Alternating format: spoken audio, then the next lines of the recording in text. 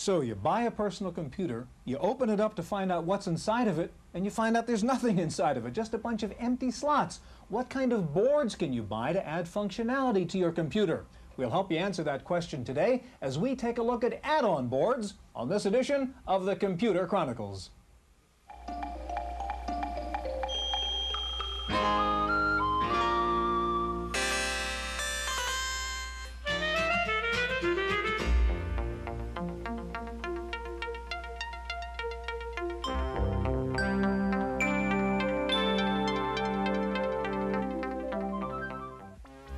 The Computer Chronicles is made possible in part by CompuServe, featuring an online reference library, Wall Street reports, at-home shopping, airline reservations, games, and hundreds of other services.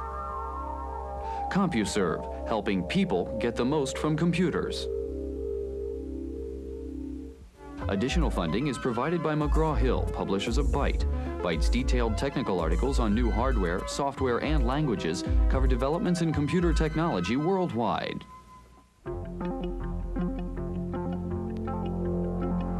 Welcome to the Computer Chronicles. I'm Stewart Cheifet, and this is Gary Kildall. Gary, we're talking about add-on boards today, and believe it or not, that little guy is an add-on board. It's, of course, so small, the thing is actually called a charge card. It's made by a company in Canada. And what you do with this thing is you put it into your 286 machine, and it lets you access extended memory, even though you're operating in the real mode. When we talk about add-on boards, there are really two strategies out there in the marketplace in the IBM world where you have open machines and you can put in these boards. Then there's the Macintosh world with a closed box, and you really can't change it at all. Has either one of these strategies turned out to be better in the long run? Well, Stuart, they both work. In Apple's case, the Macintosh, it's a tightly controlled environment. The application writer can always assume, for example, there's high-res graphics there, there's a mouse there, and that's good. In the IBM PC case, software has to account for, say, 4 different kinds of display devices, 4 or 5 different mouse types, or maybe no mouse at all. And so it makes it more difficult to write the application in that case. But for the consumer, the advantage is you can build your own computer system out of boards like this, and it can be very customized to exactly what you need. Gary, that's what we'll do today. We'll take a look at the most important kinds of add-on boards. We'll see the new generation of multifunction memory boards. We'll take a look at a VGA graphics card. We'll see the new Intel Inboard 386, and we'll see a board that turns your PC into a fax machine. Now, most people who buy add-on boards buy them through a mail-order house. So we start today by visiting the biggest of those mail-order houses, Jameco Electronics, right near here in Belmont, California. Jameco Electronics in Belmont, California is a mature company, at least in Silicon Valley terms. The company was founded in 1974 in a garage, and it grew up with the computer industry, providing components, boards, and parts for what was then a very different market. Say before '84, people were buying their systems, they were happy with them. But as their needs grew and this computer craze grew, I think they saw a need for expandability, say like in RAM cards or multifunction cards, or say adding on a hard disk drive along with a controller card. Add-in boards are among the most popular items in Jameco's catalog, with sales sometimes increasing tenfold in a year, especially in the case of color graphics cards. The apparently insatiable desire for more memory and speed has made board sales an important part of Jameco's income. The introduction of new technology, like the IBM PS2, is not of much concern to the company, at least for now. What that does for us, it actually helps us out, because the PS2, okay, their price may be way up here. Features are fantastic. They have all these different gadgets, new drives, new speeds, and so forth. But then our aftermarket for, say, like the XT compatibles and AT compatibles actually increases because the people are interested in using a lower-end product, paying a lower-end price, but still with some decent features, like basically all you need for computing. You just don't have the latest. At least part of the reason for the success of the add-in card has to be the drop in price. One of Jameco's first boards was a card that provided 80 columns of text on the Apple II monitor. Its price then, $395. Today, it's all yours for $40.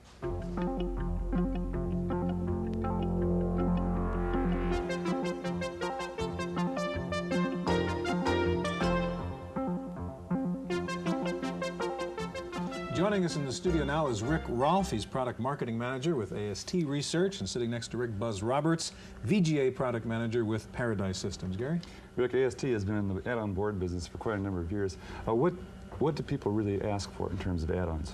Well, the obvious ones are ports, additional memory, the things that we've been really well known for. 6-Pack Plus is one of the best examples of that type of product. But lately we've been seeing requests for additional things. Communication boards are really coming on big for us as well, so our Datacom group is doing very well.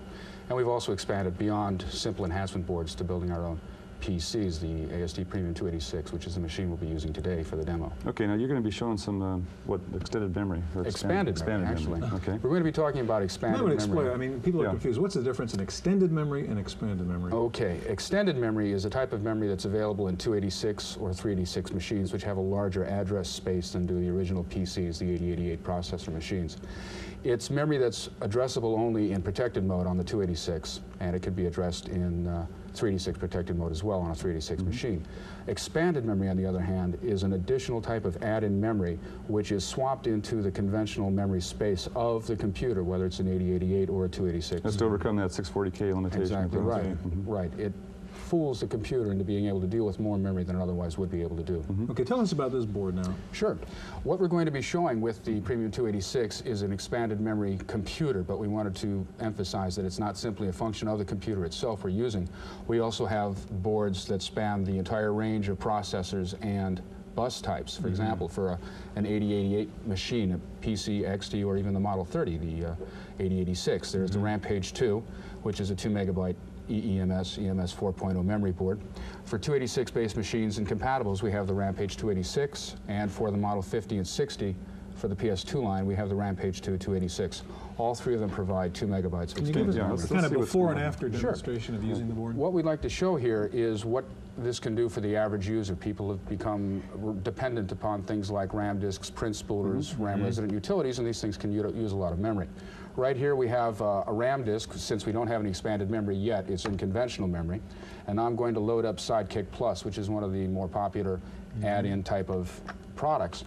And when you bring in the system memory size from Sidekick, you'll notice that it's showing 258K of hard disk space being used as virtual memory because there is no expanded memory available. So that takes a while for it to come in. Now we're going to load up 1, 2, 3, and we're going to work on our budget. Now, we have a RAM disk in there for overlays for files. We have our RAM resident utility Sidekick Plus, and what we have now is an error. There's just not enough memory left in the machine. And indeed, when you do worksheet status, you see that there's a total of 14 bytes left, and there's no expanded memory available. So what I'm going to do now is to reboot the machine, enable the expanded memory, and then show how you can, by using expanded memory, use all the same utilities that you were just using and still preserve your conventional memory for use by applications and programs. First thing that happens is the expanded memory manager will come up, initialize the memory, and now all that RAM disk is going out into expanded memory. Sidekick Plus, when you bring it up, will show that it's got 68K of conventional memory being used, but it's no longer using the hard disk as virtual memory. It's using 800K of expanded memory. So now when you bring up your application program, Lotus 1, 2, 3, and you load your budget, it will come up. It won't show the error message, and it takes a few seconds longer. But when you show worksheet status, it does show you 315K of conventional, as well as 276K of expanded memory still available.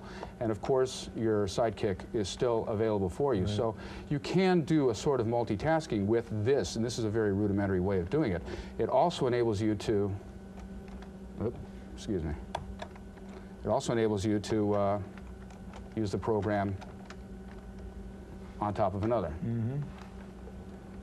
Okay, there we go. So. Okay, good. Would you slide the keyboard over now to Buzz? What about compatibility problems here with software on these boards? There's really not that big of an issue with compatibility. It's designed to run under most DOS systems, and there's very few programs that cause any problems of any sort with expanded memory. The one thing that's come up that's trying to alleviate some of the confusion in the industry about expanded memory types is now the unified specification, the 4.0. At first there was EMS 3.2, which was designed to provide you a way to move data, but didn't give you a way to move program code, so you couldn't execute more than one program at a time. Double EMS then came out, and it was an enhancement to the original EMS specification. After a couple of years, the EMS 4.0 was agreed on, and it essentially calls for an underlying hardware platform identical to double EMS with a different tweak to it here and there, nothing that major. The important thing being that now that 4.0 compatibility is coming out, people are providing 4.0 drivers with underlying 3.2 hardware. And it really doesn't provide you the sorts of things that 4.0 hardware can do. So it'd be in the best interest of someone who's contemplating going out and buying an expanded memory board to know exactly what kind of hardware they're getting underlying that. Buzz, we want to turn to graphics cards now, and that's Paradise's business. What do you have there? I've brought with me the Paradise VGA Plus card today, and this is the card that is based on the IBM new video standard that came along with the introduction of the PS2 family of computers last year. Give us an example of what VGA looks like. Well, VGA gives you higher resolution and more colors on screen than the previous display standard. And I'm bringing up now under Windows a few windows on the screen showing our 800 by 600 graphics. Now this is above and beyond IBM's standard 640 by 480 graphics, and this provides you over 60% more on-screen information. So that's an example of a Windows type application. Now we're going into a CAD type application. Again, this is 800 by 600 graphics, and this is running AutoCAD. And what are we going to see? And we'll see the world famous spaceship Columbia here. And this again, with 800 by 600 resolution, you're able to get that much more information on the screen. And as always, that helps in your editing capabilities. Now we'll turn to text application. This is our 132-column WordStar Professional running right now. And with the VGA character font, it's a much more readable type application here. And again, when you can see 132 columns at one time, it's that much easier to edit, and you can create a better document. Now under GEM, we will be running Ventura Publisher, a desktop application. And as you can see, this ties text and graphics all together. And you can see that there's quite a bit of information on the screen. Again, this is our 800 by 600, and we provide this with a driver with our card. Okay, can you just show us some pretty pictures that would take advantage of VGA? Sure, that's one of the big things with VGA is the number of colors on screen at one time. And I'm going to show a few slides here in our 320 by 200 graphics resolution with 256 colors on screen out of a possible 256,000. Okay, that's great. Well, Buzz, Rick, thank you very much. Now, when you think of add-on boards, you tend to think of the PC-compatible world, but of course with the Macintosh 2, you've got slots, and people are coming out with add-on boards for the Mac. Wendy Woods has a report. According to new air safety rules mandated by the FAA and Congress, almost all commercial aircraft will need some form of onboard collision avoidance system within 5 years. But collision avoidance systems are expensive, up to $200,000 per plane, and there's a need for a cheaper alternative. Well, believe it or not, an add-in board for the Macintosh 2 is helping design it. It's called TV Producer, and it's being used by Radar Data Systems in Burlingame, California, to design a visual system that displays current air traffic around a plane with an aeronautical chart or map of the ground. TV Producer from Computer Friends of Portland, Oregon, allows the two displays to be superimposed. In this case, one of them, the map, is coming from a video cassette. The actual technology that will go into making RDS's low-cost collision avoidance system is proprietary and will not involve use of TV Producer. But the card is making it possible to create a demonstration of the ultimate product and to help the programmers choose colors and on-screen design before committing them to silicon. We can get a good feel for a lot of these things early on in the project, rather than finding out later when we've done extensive programming efforts to accomplish the same thing and find that there's a problem comes up. Schulenberger expects his first air traffic alert system to be on the market within 2 years. In Burlingame, California, for the Computer Chronicles, I'm Wendy Woods.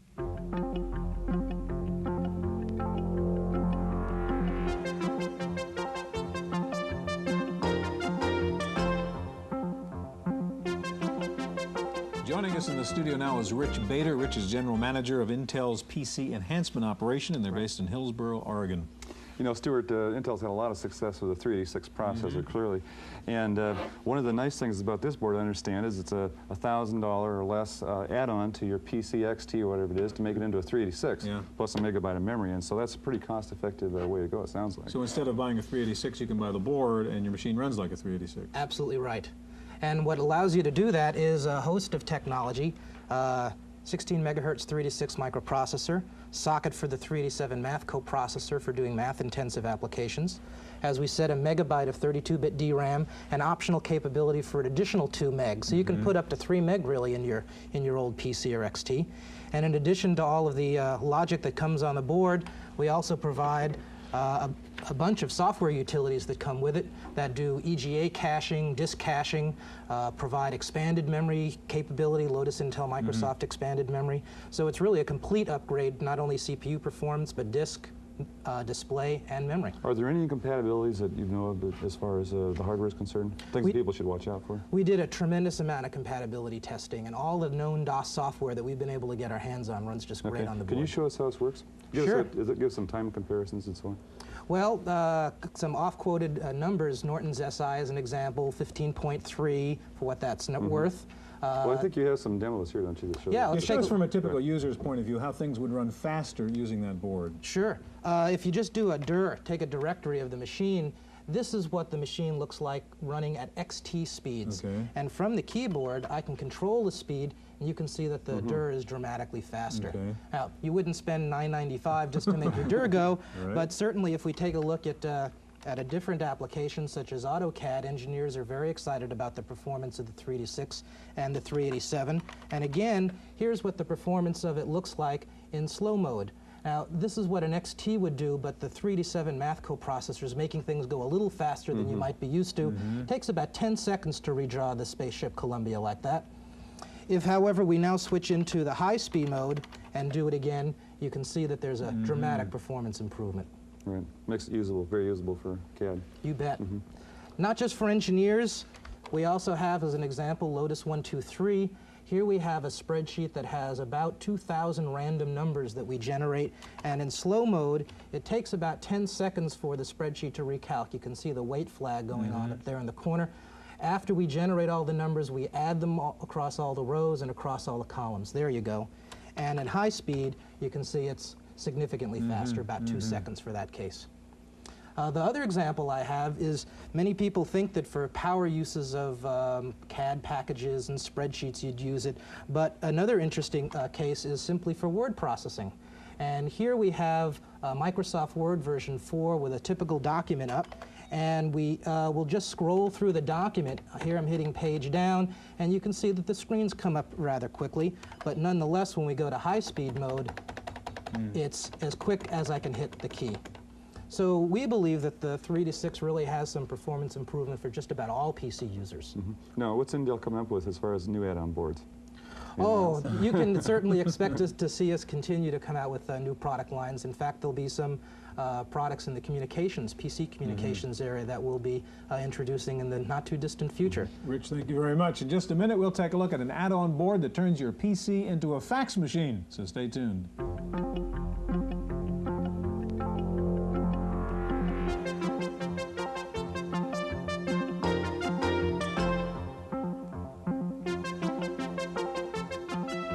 Joining us in the studio now is Jan Ozer. Jan is General Manager of the Fax Division at Quadrum, and they're based in Norcross, Georgia. Stewart, you know, facsimile transmissions are becoming more and more a part of our lives. They you know, sure are. Every day, put a sheet of paper in the machine and send it over a telephone line. It's one of those things, how did I get along without one? Exactly, yeah. Now, this is kind of an interesting board because it makes your personal computer into something different from a computer. It's really makes it a fax machine, I guess, and a whole lot more. How does it, Jan, how is this different from a fax machine when you put this in your PC? Well, it saves you a lot of time, Gary.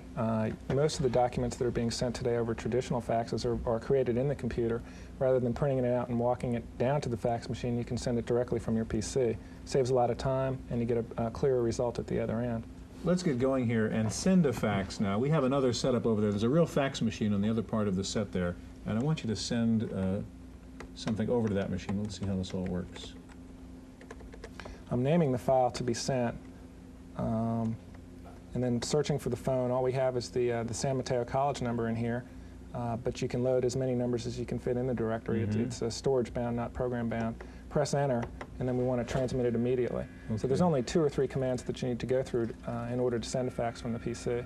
So this program is a terminated state resident program then, as it pops up in your... That's correct, like Sidekick or some other programs. Okay, so again, you were in the middle of a WordPerfect document here. That's correct. Said send a fax, so you just called up the fax function here, and it just called the other fax machine, which is over there on the other side of our studio, and it's sending it the fax. One of the things that we wanted, we felt it was necessary to accomplish with this program was to make it easy to use. Therefore, it's compatible with most word processing programs, and in fact can change word processing programs into fax files automatically. What you saw me do is all you need to do in order to send a fax from any word processing file. Now, the basic technology we're dealing with group 3, is it? That's correct. And also the data rate is what? Data rate on this particular product is 4,800 baud. Okay. The price of this is $395, which is the lowest price fax board on the market by against 9,600 baud models by about $600. And then what is the average transmission time then for a 4,800 baud piece of paper? For a page of text, it takes about a minute. Okay, Jen, just so we notice, there's the fax coming out of a fax machine at the other end of a telephone over there, and we're sort of simulating a business transaction here, right, Jen? Tell me what we're doing. What we're doing is confirming an oral purchase order. I've sent the gentleman who verbally ordered something to me. Now we're getting it sent, and it will be sent back to me. Okay, so again, Sarah over there is signing that purchase order, and she's going to fax that back to our machine over here. That's correct. It will be, even though we're in the middle of WordPerfect, as you can see, it will be stored automatically and saved to disk. While you can't use WordPerfect while you're in the while a fax is being received, you can check the file and view the file from WordPerfect. So do you have options as far as printing the documents out then? Yes, you can print to most laser printers and most dot matrix printers. Anything that has dot addressable graphics can be used. Okay. And what about the scanning process? Obviously, this doesn't include the scanner at that price. Well, we're compatible with many scanners. We're compatible with Hewlett-Packard, Chinon, and Princeton Graphics, as well as a few others. You don't really need a scanner for most transmissions. Basically, what you need is what you're inputting into the computer through your word processor. Okay, so you were in the middle of WordPerfect again. It automatically interrupted and told you that it's receiving a facsimile now. That's right. And then, okay, I guess it'll take about how long again for that page to less than a minute to be received from the facsimile. Now, can you be doing any work while the transmission's going on? No, right now the machine is locked up and dedicated to the fax. We've got a 9600 baud board with a microprocessor that would allow background operation. That will be out very shortly. Okay, and so it's complete? It's now complete, and the program is restored. As you can see, there's no loss of data. You're back in WordPerfect. Okay, so suppose we want to take a look at the document we just got. Okay, we go to the transaction log, and we just received RECV0032. So we gave it a file name. That's correct, and now we hit F3. And there it is.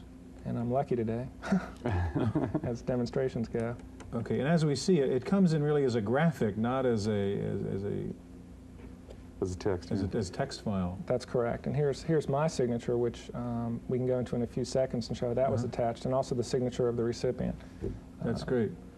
Okay, we're out of time. Jan, thank you very much. Thanks for joining us. We're for our look at add-on boards. Hope we'll see you here next week on the Computer Chronicles.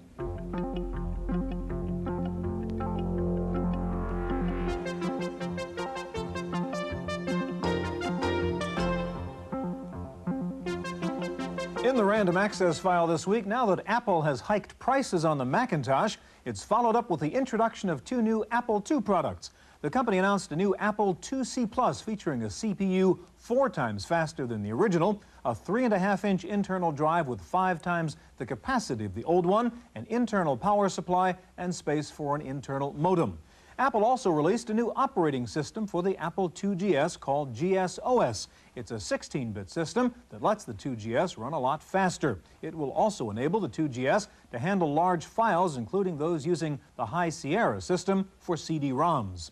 Apple also formally unveiled the new Mac IIX with the ability to access MS-DOS and OS/2 files, as well as Apple ProDOS files. And there are rumors that this is just the beginning, with announcements expected of a new low-end Macintosh, a new laptop Mac, and a new SE using the 68030 chip. The bus war continued to heat up last week with major hardware companies announcing their support for the new EISA standard. Jumping on the bandwagon were Acer, AT&T, DEC, K-Pro, Unisys, and Wang. Meanwhile, IBM played it cool, hinting at some new boards that will finally take advantage of the MCA bus. And Big Blue also announced, as predicted, a new PS2 Model 30 using the 8286 chip and the old AT-style bus.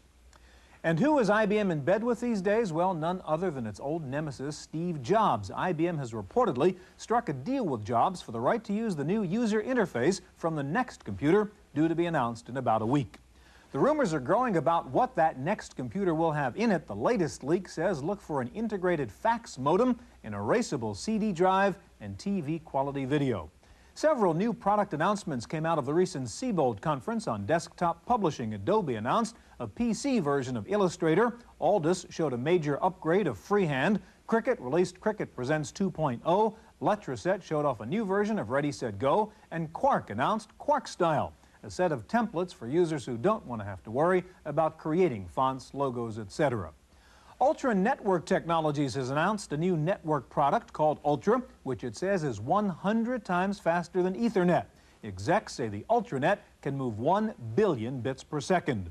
Finally, Computer World has announced the results of its computer productivity study, listing the top 100 most efficient users of computer technology.